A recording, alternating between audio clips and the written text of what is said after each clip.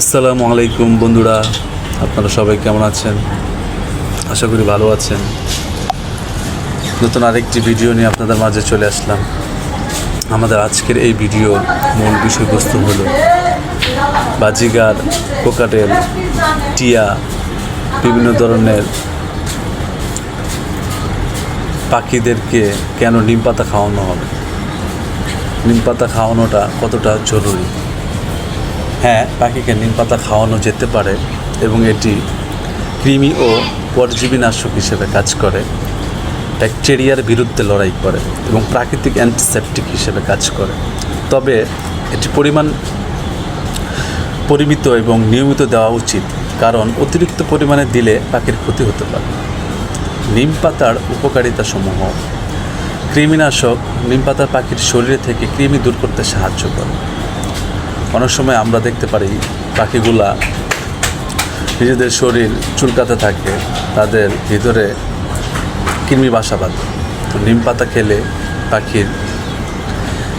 পাখিগুলা কৃমি থেকে মুক্তি পেতে পারে। প্রাকৃতিক অ্যান্টিসেপটিক, এটি শরীরে যে কোনো ক্ষতিকারক সংক্রমণ রোধে সাহায্য করে। জীবাণুমুক্ত।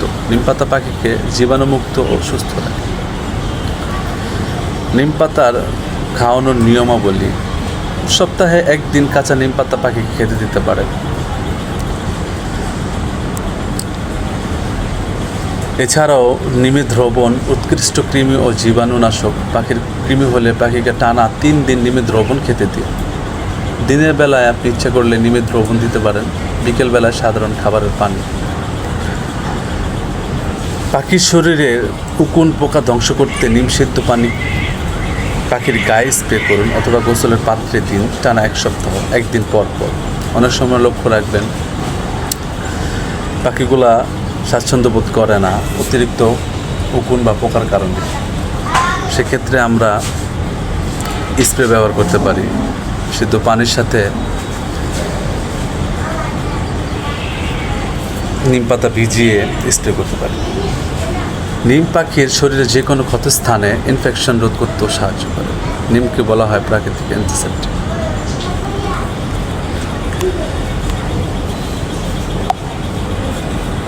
যাই হোক বন্ধুরা, আজকে এই পর্যন্তই। নতুন অন্য কোনো ভিডিও নিয়ে আপনাদের মাঝে আবারও ফিরে আসবো। ভালো থাকবেন, সুস্থ থাকবেন, আর আমার চ্যানেলটিকে সাবস্ক্রাইব করুন। আসসালামু আলাইকুম।